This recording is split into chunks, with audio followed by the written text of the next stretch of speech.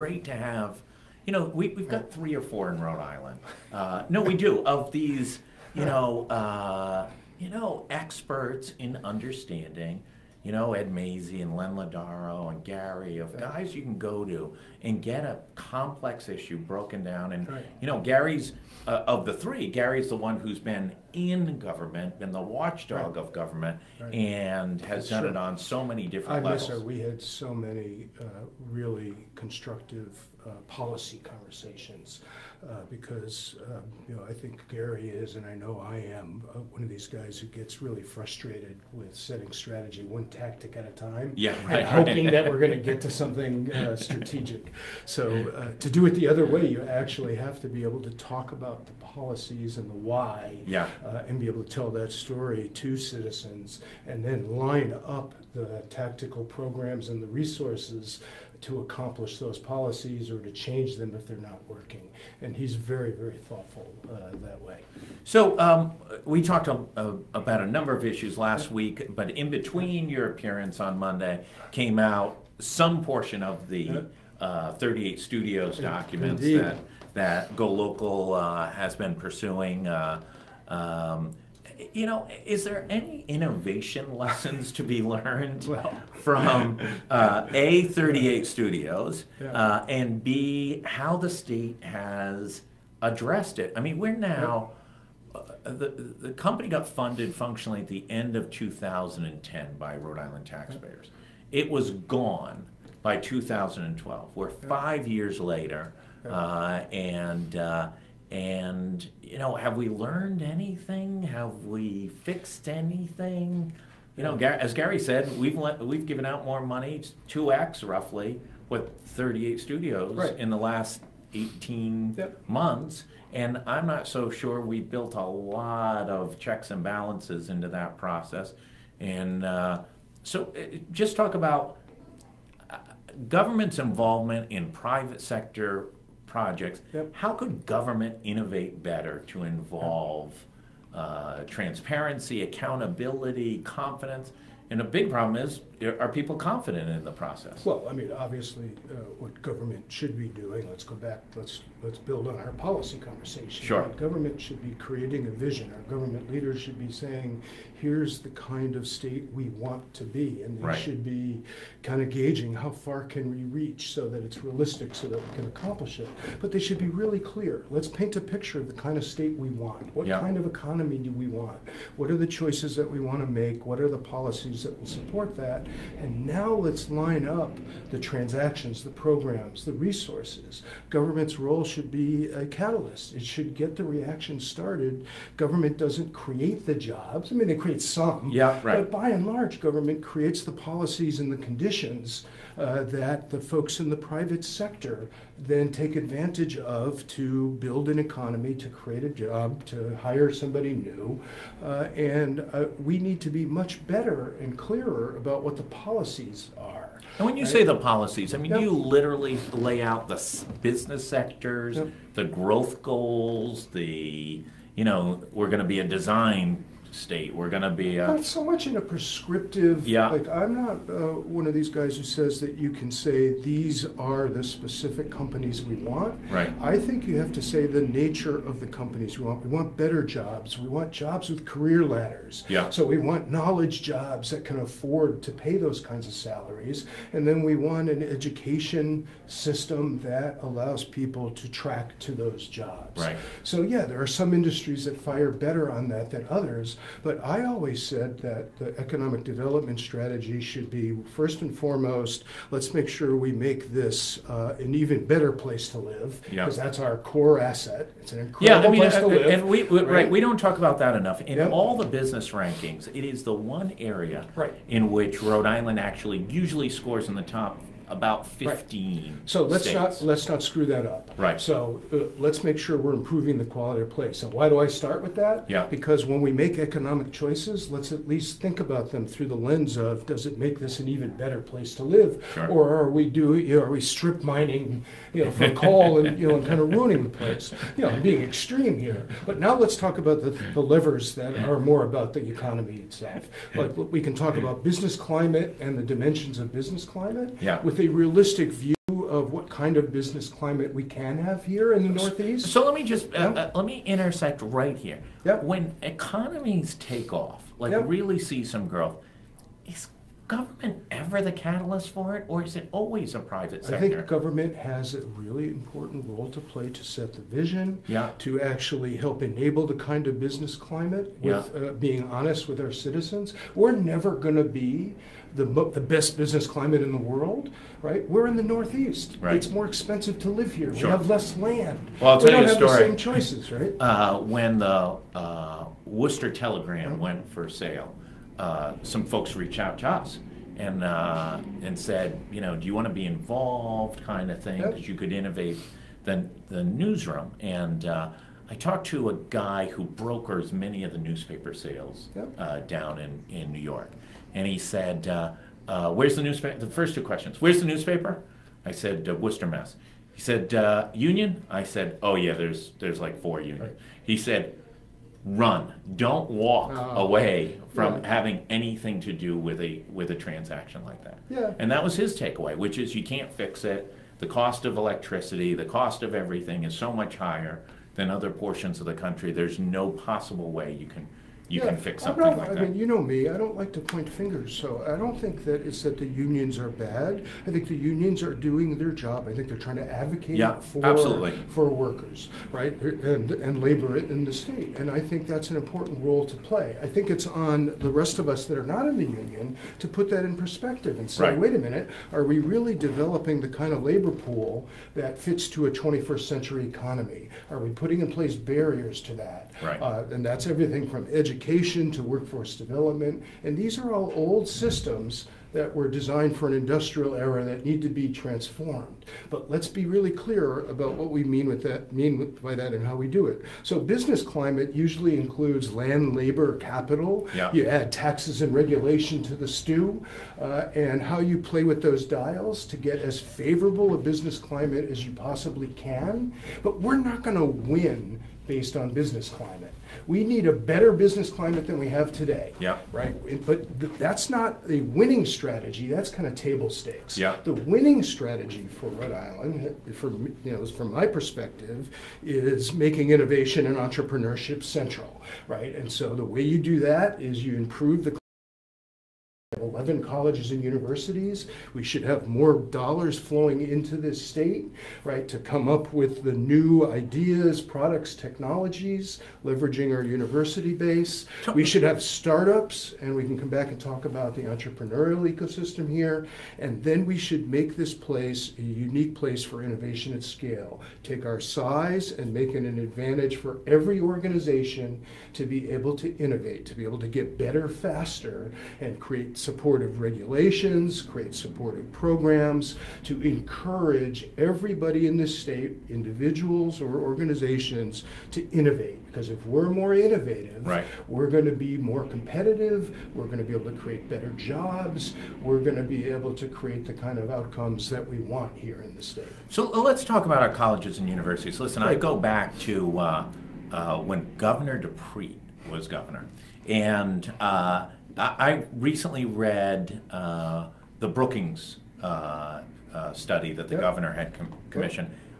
I'm telling you, I swear I read that report in about 1987. Right. And it was Gary, the governor probably had Gary was one of the co-authors of it, and Roger Bejan or somebody, you know, there was like there was like 5 or 6 guys you called on to oversee every. I've been around a long time because I know who these names are. Yeah, that's right. And literally, it was the same, you know, it was the same document. If we could find the old one, it might have been plagiarized, but I don't think there was. We used to say this about Ira magazine. Totally. You know, that came out. Right. If you actually Greenhouse Compact. If you read the Greenhouse Compact today, I did when I first went into the economic development job. Right. And I said, how come we didn't do this? If we had done that, imagine how strong our economy would be today. Right. So the problem isn't that we can write smart reports. Right. We've got them stacked up to the ceiling.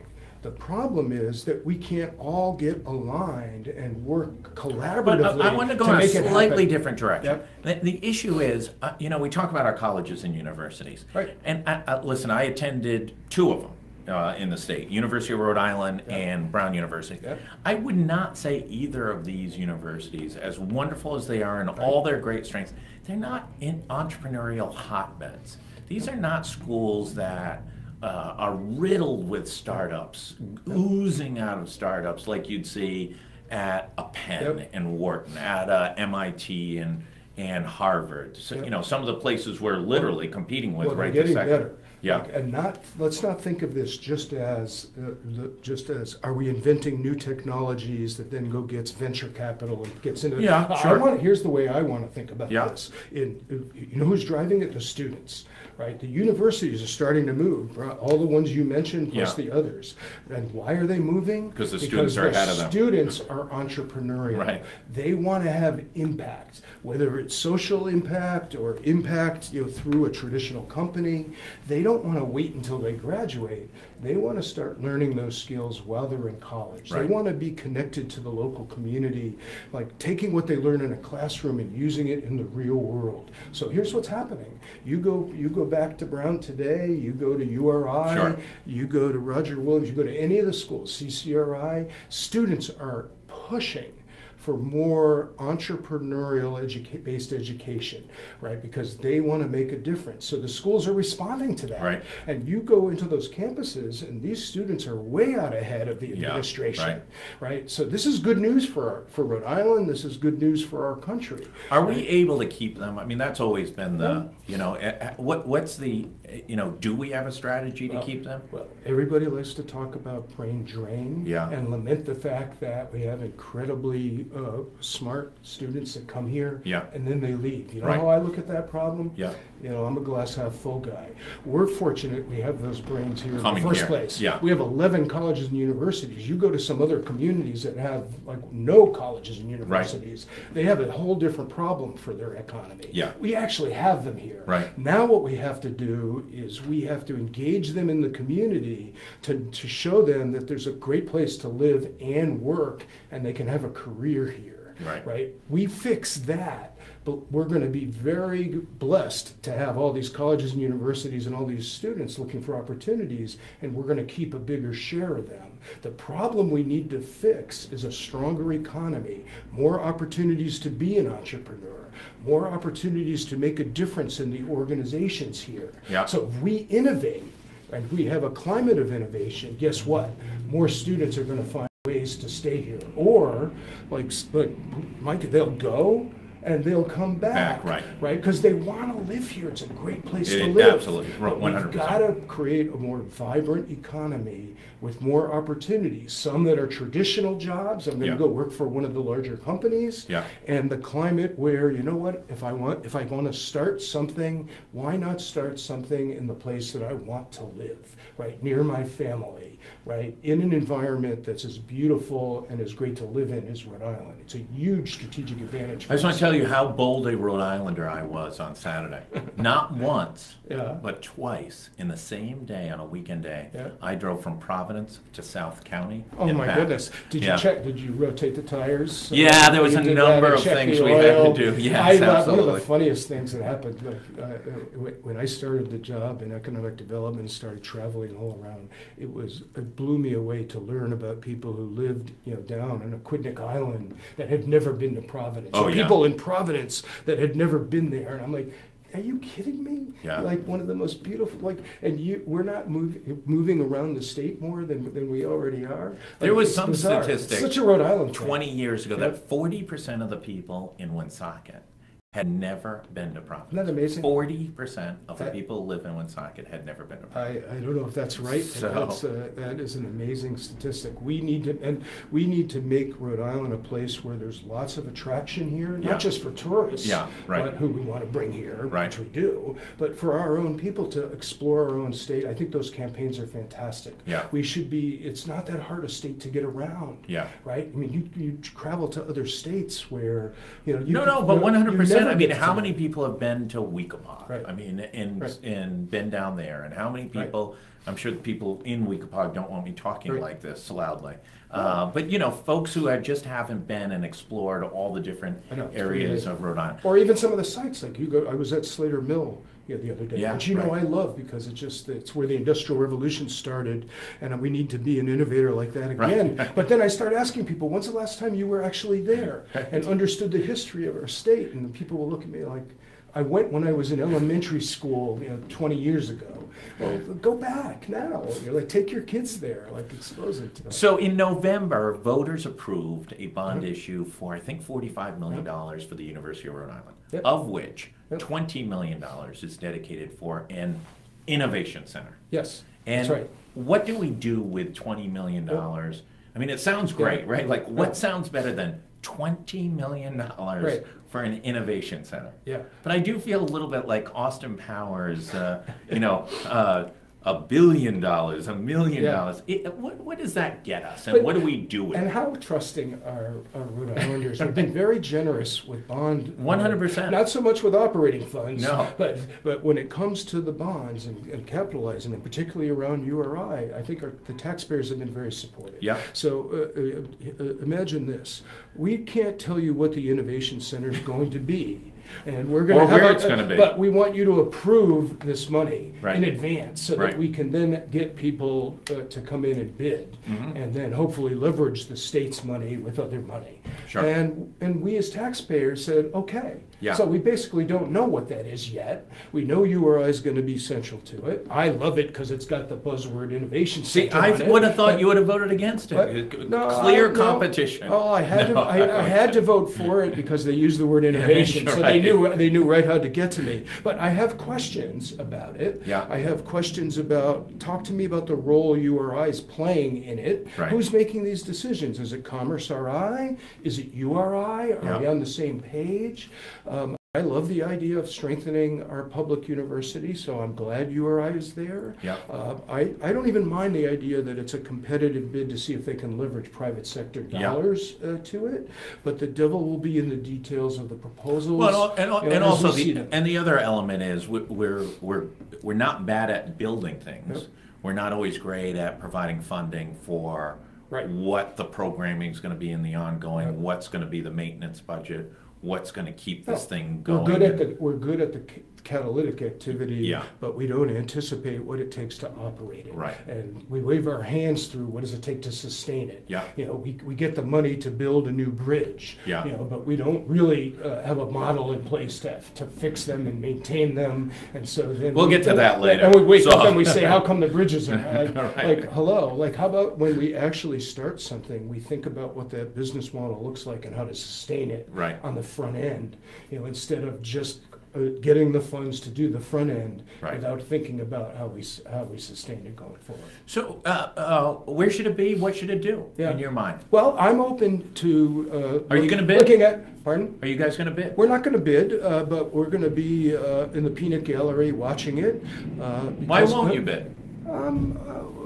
Well, maybe we'll be part of someone else's bid, but I think the center of gravity for that is meant to be a way for URI to take advantage of all of its intellectual property and all of its programs to say, how do we help them move into how do we create new enterprises? Sure. How do we create new jobs? Right. And how do we help URI be more central to that? I'm sure we'll have a healthy debate about, is that best positioned down in Kingston on the main campus? Is that best positioned here in Providence where URI now has a substantial presence? Yeah. And should it be connected with the other activities that are going on here in Providence? And the third location that is getting some momentum and was reference to us is down on Aquidneck Island, tied to the defense industry. It could be. And URI has a great presence there with the Marine campus, so maybe there's something that kind of dovetails with that. I think the good news is, since taxpayers supported it, without knowing what it was, it puts the governor's office and Commerce and the General Assembly leadership in the position to say, what's the policy? What are we trying to accomplish here? How do we look at these different bids that will come in against a policy? And so that when we invest taxpayer dollars, taxpayers can be comfortable that they knew what they were investing in, that they can see that we're making progress in a credible way towards it. This is the credibility that our state continue to work on, so we can get out of the mess. You asked me about 38 studios. That's right. We've got to go at left, where we're always looking back in the rearview mirror, trying to figure out how to fix mistakes that we've made, Right. to one where going forward, we've got clear policies, we've articulated them to the citizenry, we figure out how to use catalytic public money to sustainable, that's in all of our best interests. And that innovation center is not the only thing we're going to do. It's part of a broader strategy, but I'm hoping that we use the taxpayer dollars wisely, and that we use it as part of a bigger strategy that can help change our economy. So what is looking to be a potential big win of connecting all these different aspects, which really doesn't happen always in Rhode Island, is the nursing school. Yep. First of all, the building looks like it's going to be spectacular. It's going to be great, right? Other than putting a parking garage blocking half the city's view of it. Yep. But from the east side view and coming across Point Street, coming from the hospitals, the view is spectacular, and the building looks like it's going to be spectacular. This is also one of those rare occasions where the University of Rhode Island College, I think CCRI's program in nursing, and Brown University all sort of came together. And is that the new model to look at? Well, I'll tell you what I really like about that, and then I'll raise a concern that I have about it. Sure. What I really like about it is it leverages. It's a win-win-win, right? It leverages what we're trying to do here in the city. It helps URI create a stronger presence in Providence, which it needs. Right? Absolutely. We need our flagship state university to be more central in our state strategy conversations. Absolutely. And President Dooley is doing that. And it gets forgotten too often when it's down in Kingston. And President Dooley has made that an important part of his strategy, and he has executed that. And so the nursing school is one of a number of things that they're doing here. I really like that. It leverages a piece of real estate that is catalytic to the rest of what's happening in Providence. So I really like that. Here's the thing I want to make sure we pay attention to. Right? What you would hope is that the two nursing schools would have gotten together and figured out how 1 + 1 = 5. Right? And so that we could be more powerful in the way nursing can help us create the future of healthcare. And then connect it to other programs like the pharmacy school at URI, the medical school at Brown. Like this stuff all has to be stitched together. I think if you scratch underneath the surface, what you learn is, there's a lot of history there between the Rhode Island College nursing program and the URI nursing program. Like the Sharks and the Jets. I think they got pushed into this transaction. Right? And I think it looks good on the surface. I think underneath it, hold their feet to the fire, right? How are we making it 1 + 1 = 5? What did you do together to change your program? We need two completely different programs, or could we be doing better as a state, regionally and nationally, if those programs work more in concert? Just because they're going to co-locate and share a cafeteria doesn't mean that they're collaborating. And I think there needs to be more kind of observation and discussion about that. Tough issue, if you're in either of those two institutions. But I think as state leaders, we owe it to the state to say, we need to innovate. We need to do this differently, not just the way we used to do it. Last issue I want to talk about is, since you were last here, a video came out of the CEO of Uber berating one of his drivers, and taking his there's no defense of it, just an absolute beatdown, and slightly incoherent as to what the issue was, that he was so frustrated with the, I don't know if it was a bad hair day or what it was, but the skills that it takes to start a business and power through and drive it isn't always the same as managing it when it gets to be a multi-billion-dollar enterprise pre-IPO, and has the potential to be one of the most valuable companies in the world the day it goes public. What was your takeaway from that? Well, we've had a lot of evidence. It's not just this incident. Where the CEO of Uber is making it incredibly hard to have any respect for him personally Yeah. and the company. Yeah. So on one side, I look at it and say, this is a business model that is adding an incredible amount of value to us, Yeah. to the people trying to get from point A to point B, right? And with all the resistance to Uber, I'm a big fan of new business models, and Uber's a classic example of this, right? Right. They didn't invent anything new, but they created an app that allowed us to get from point A to point B in a really compelling way. Yeah. I just took Uber, the other night. It's really. I take it it's an once. I incredible usually experience. take it once a day. Here's the problem, right? Like, it could be the best business model in the world. When you look at its CEO, that's the public face of the company, Yeah.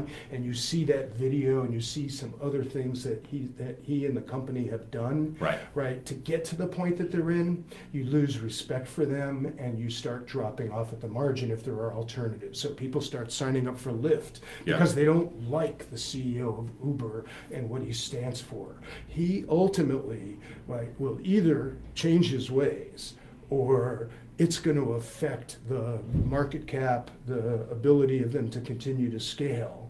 We have to make him pay a price. You have to behave like a human. You have to treat people with empathy. And just because you have a good business model doesn't give you the right to behave the way he's behaving. Right. And he's starting to hear that loud and clear. You just hang out on social media. Oh, yeah. Right. He got some significant pushback. Does he survive? What?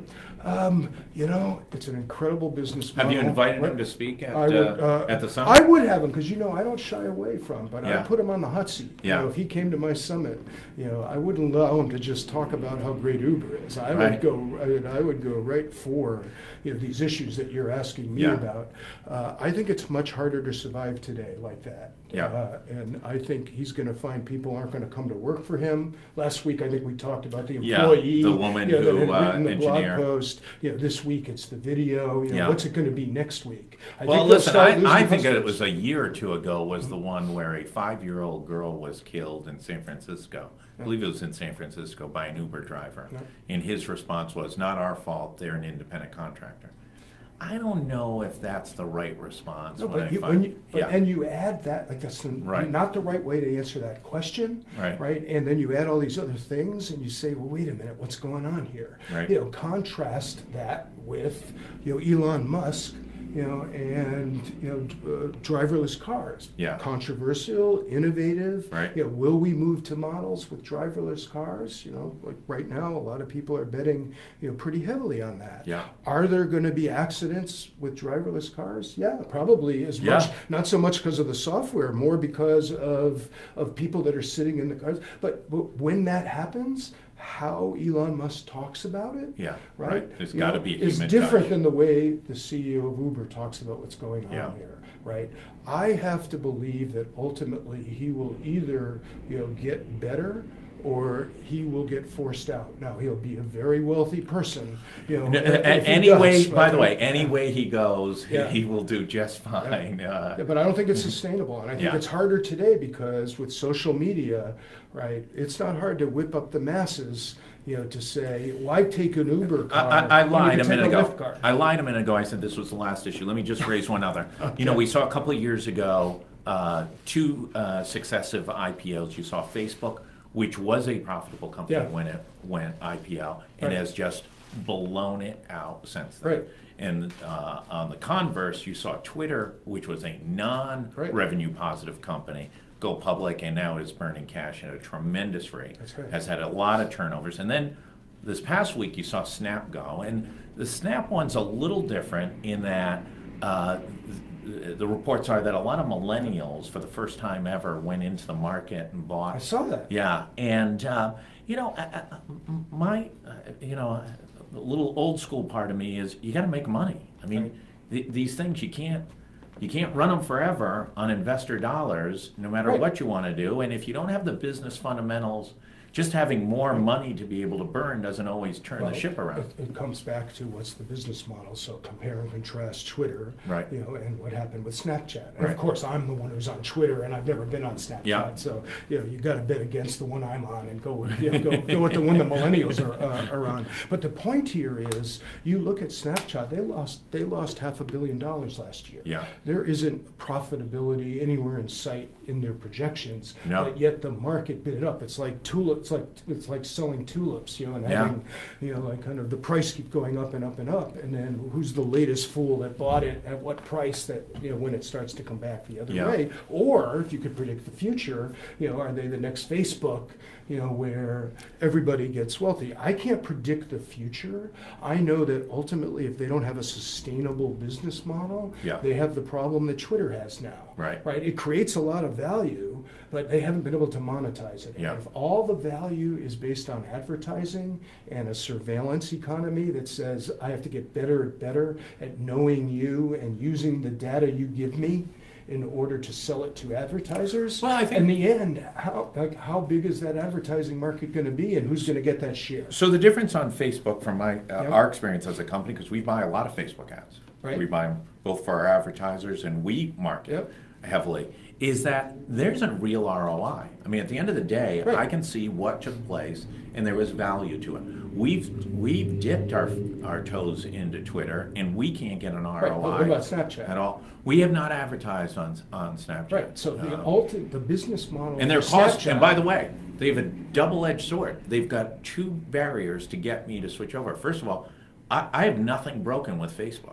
Right. So my cost of acquisition is a very difficult one. Right. And then based on, you know, reading a tremendous amount about social media and interacting with a lot of social media peers, that they're not screaming and yelling about the wonderful experience that they've had. So that's twofold. But in the end, whether they make it Right. is going to be dependent on the answer to that question, because Yeah. there's only so many advertising dollars to go around. Absolutely. Facebook is the gorilla, right? Yeah. But Facebook is 100 times Oh, yeah. Snapchat. Yeah. So now the question for Snapchat at the margin, Yeah. all right, can they carve off enough folks like you that are going to say, I have to reach the audience that's sitting on Snapchat every day, all day, and so I'm going to start buying advertising there, because what other business model do they have? Yeah, The absolutely. problem with Twitter is they're stuck in the middle, Yeah. right? They haven't built that advertising business. There's no other way for them to monetize it, right? So someone like me who's on Twitter all the time, I get great value at it. Yeah. If you say to me, in the end,